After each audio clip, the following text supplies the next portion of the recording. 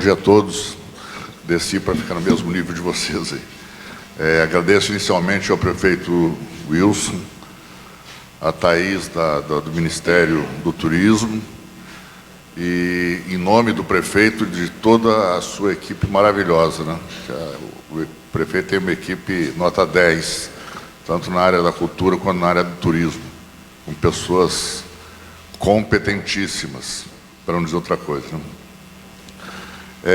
O IFAM, a IFAM já está aqui em Iguape, instalado há praticamente 10 anos, mas só agora, há pouquíssimos meses, que oficializamos o escritório técnico regional do Vale do Ribeira, com sede em Iguape. Isso significou muito para a população, na verdade, de Iguape, porque os processos de autorização de intervenções em imóveis das casas, por exemplo, que constituem o centro histórico, eles se tornaram mais céleres. Agora, não precisa mais, por exemplo, o proprietário fazer uma solicitação de intervenção no seu imóvel, a gente fazer o pedido para São Paulo fazer um parecer técnico, colocar no correio de volta, para a gente daí entregar para o cidadão. Só nesse meio tempo, isso aí leva mais ou menos uns 30 dias. Hoje tem processo que a gente consegue fazer em 48 horas, né, Valéria? Porque está tudo sendo feito aqui. Mas, ao mesmo tempo, o IFAM sofreu 1000 turbulências desses últimos tempos. Nós já fomos extintos, nós voltamos a não ser extintos, renascemos, saímos do Ministério da Cultura, o Ministério da Cultura acabou, fomos para outro ministério, houve até um namoro com o Ministério do Turismo, que acabou não vingando, né? Voltamos para o Ministério que seria da Cultura, e agora passamos para o Ministério da Cidadania, que acabou englobando o Ministério da Cultura. E nessa confusão que houve, de certa forma, a gente se perdeu bastante em alguns objetivos, alguns ideais, porque muitos técnicos acabaram sendo transferidos, mudados, né? E o objetivo institucional principal do IFAM, que é a preservação do patrimônio cultural brasileiro, ficou, vamos dizer assim, um pouco arranhado esse objetivo. Sem contar o fato que o IFAM é um dos órgãos mais antigos do Brasil, é muito longevo, tem mais de 80 anos. Ele foi criado, para ter uma ideia, em 1977, né? E a maioria dos seus funcionários estão se aposentando. A gente teve um problema muito sério de concursos. Ficaram 25 anos sem fazer concurso dentro do IFAM. Então, a gente corre um risco enorme de 2019 agora, por exemplo, todo mundo se aposentar e só se ter os jovens técnicos, arquitetos, engenheiros, arqueólogos que entraram no último concurso, mas que não ainda tiveram oportunidade de absorver o conhecimento daquele pessoal que trouxe o IFAM lá desde a época que era ISFAM, lá numa teoria de Rodrigo Melo de Andrade, Oswaldo de Andrade, que foi implantada pelo Getúlio Vargas e pelo ministro Gustavo Capanema. Pois bem, essa perspectiva, quando a Márcia fez o contato, a gente sempre faz isso dentro do IFAM, sempre busca se achar um expertise na área, para que ele venha somar bastante com o assunto em pauta, né? E, infelizmente, dessa vez não foi possível, por uma série de fatores que não veio nem comentar aqui. Dotação orçamentária, recursos, não sabia mais quem estava na época do tombamento, né? Mas, ao mesmo tempo, a gente achou uma oportunidade ímpar de se discutir, porque 2019 representa 10 anos de tombamento da cidade de Iguape. E a gente está trabalhando agora na revisão do tombamento de Iguape. Então, se de repente, naquela época, em 2009, por questões não se deu devida atenção, digamos, à mobilidade, é bem possível que agora, com a revisão, certo, que está sendo feita do tombamento de Iguape, já que o tombamento de Iguape pelo IPHAN é do centro histórico, não é casa por casa, é do conjunto histórico, eu acho que agora essa é o momento ideal para se rediscutir isso aí, se colocar em pauta e daí se fazer um melhoramento no tombamento da cidade de Iguape. Eu vou passar um vídeo ali, esse vídeo tem 10 anos, desculpe as pessoas que já conhecem, né?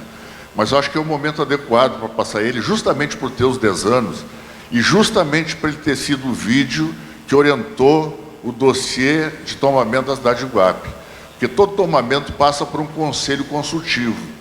E dentro desse processo de tombamento, vamos dizer assim, esses dossiês são feitos para justamente sensibilizar as pessoas do conselho consultivo para aceitar que aquela cidade, aquele monumento, enfim, seja tombado. Então eu peço desculpas também aos novos integrantes da prefeitura, porque logicamente era outra época, então tinha outros diretores, né, tanto da cultura quanto do turismo, então na época não era o Oda, na época não era a Anísia e tal, mas eu acho que dá para se ver claramente com esse lapso de tempo de 10 anos, o que é Iguape e o que mudou e o que não mudou. Eu acho que é o momento adequado. E é dessa maneira que a gente tem de contribuir, além de ficar muito atento ao que vai ser discutido aqui. Porque eu acho que a gente tem muito mais que aprender aqui do que ensinar. Tá certo? Então eu vou passar o vídeo e agradeço novamente a atenção de vocês aí. Por favor, aí, cara. Iguape, querida, Iguape aprende a admirar. Quem mora lá no alto da colina vê imagem divina para nos abençoar. Ó joia rara de tradição, do Incapara e da pedra da paixão.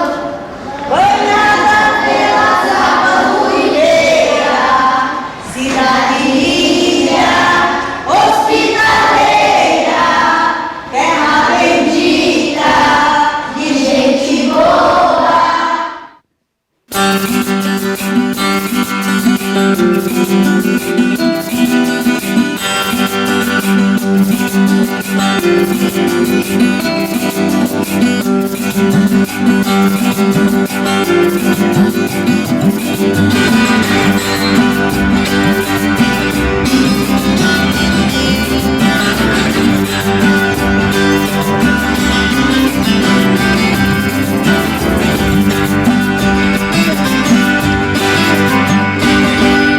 Em 1647, dois moradores da Praia da Jureia encontram uma imagem na praia. Diz a lenda que quando falavam em levar a imagem para Itanhaém, a imagem ficava muito pesada. Quando falavam que a imagem vinha para Iguape, ela se tornava leve. E eles trazem a imagem para Iguape, e ela é lavada aqui nessa fonte, mais conhecida como a fonte do Senhor ou a fonte de cima.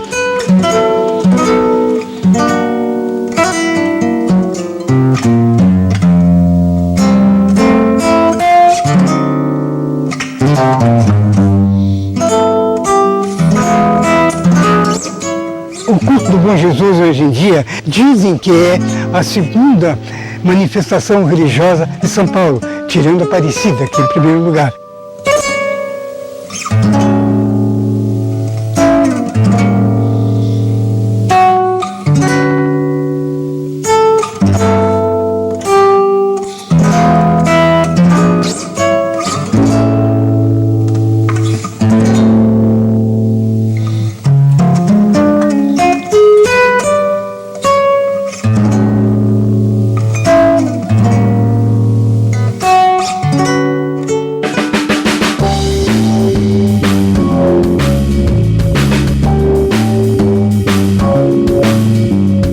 A cidade ela tem data de fundação de 1538. Mais ou menos nessa época ela já começou a surgir lá na Vila de Capara. A vila foi crescendo e a carência da água obrigou eles procurarem outro local para se localizarem. E além da proximidade do mar, que era fácil a vinda, o trajeto, o acesso de piratas. Quando ela se transferiu para cá, nós já estávamos no século XVII, 1614 aproximadamente, que foi quando a cidade veio para esse local onde ela existe hoje. E o arruamento, ele foi traçado pelos colonizadores da época, um arruamento de funis. Ele promove a proteção de todas as casinhas e dos habitantes que aqui moravam no início da colonização. A cidade, ela vivenciou dois ciclos econômicos muito importantes, o ciclo do ouro e o ciclo do arroz.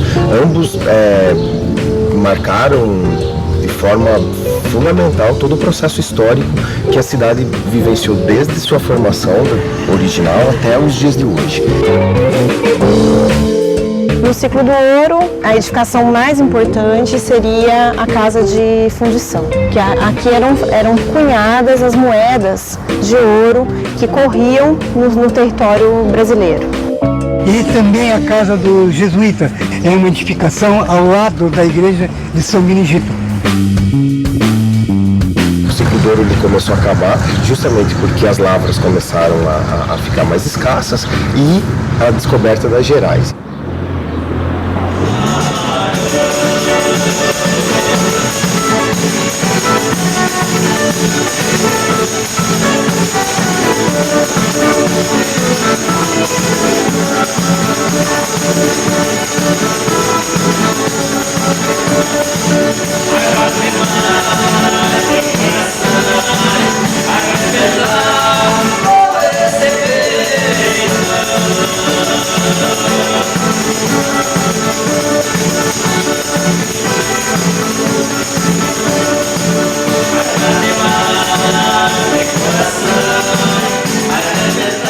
O ciclo do arroz colocou Iguape num patamar bastante diferenciado em relação aos outros municípios. A gente teve uma relação muito grande com o Porto do Rio de Janeiro, o Porto de Iguape era muito importante nesse período e a cidade nessa época viveu o seu período áureo.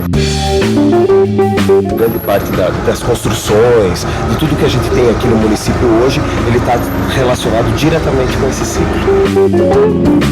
E as casas do ciclo do arroz, quando Iguape já está no apogeu do comércio, elas começam a ter dois pavimentos. Então começam a ser os sobradões, que um exemplo típico é o prédio da Câmara Municipal. Ao lado desse centro, do centro histórico, tem o sobrado do Mâncio e o sobrado dos Toledo, que eram rivais políticos.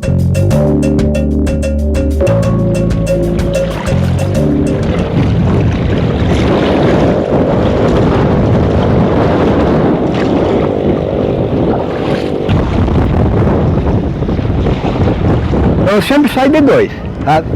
Sempre saio de dois. Isso aí, a gente compra a rede e sai pescar por aí, tudo quanto é tipo de peixe. Que nem agora a gente só pesca manjuva, né? Aí quando acaba a manjuva a gente pesca outro peixe. E o carcudo que eu falo grande é bom, porque é por causa dessa água doce que sai aqui, que entra esses peixes na boca da barra.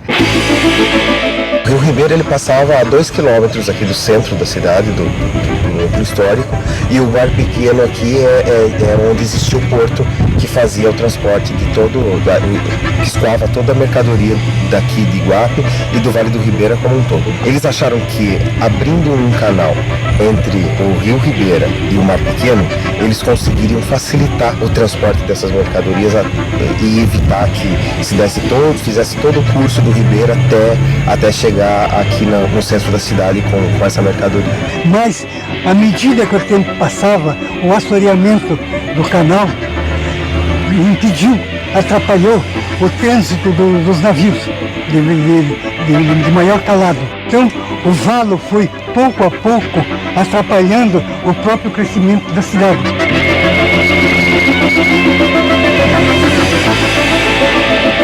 O segundo ciclo econômico que a cidade passou, que foi o ciclo do arroz, ele foi o mais importante que a cidade vivenciou, mas também foi o que fez através da construção do canal do Valo Grande, com que a cidade entrasse num processo de decadência e de isolamento econômico que perduram até os dias de hoje.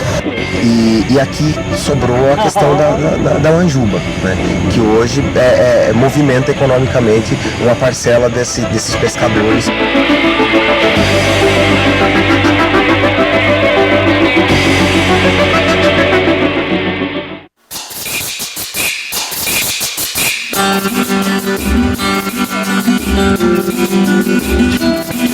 Nessa fachada nós estamos fazendo a remoção do reboco, que na verdade ele já está desplacado, para fazer uma recomposição desse reboco e daí então a gente fazer a revitalização dessa fachada.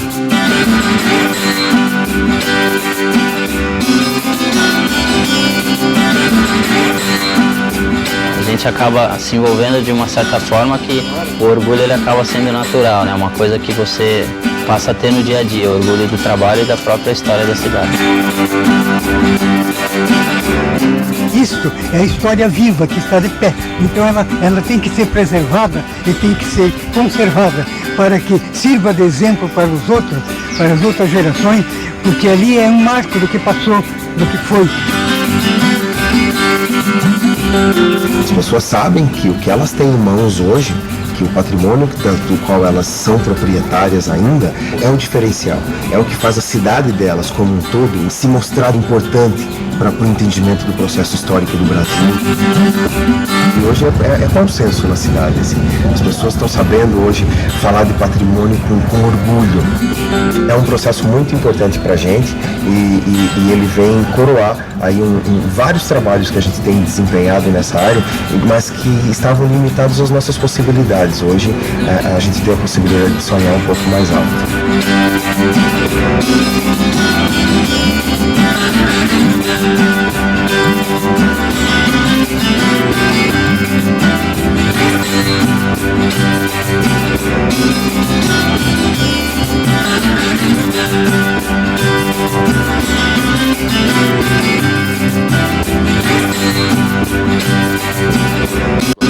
Primeiro apresentar minha colega a arquiteta Valéria Gazaf.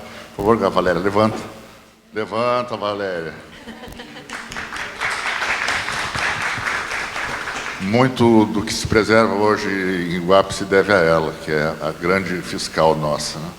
Mas ela é boazinha. Ela é fiscal, mas é boazinha.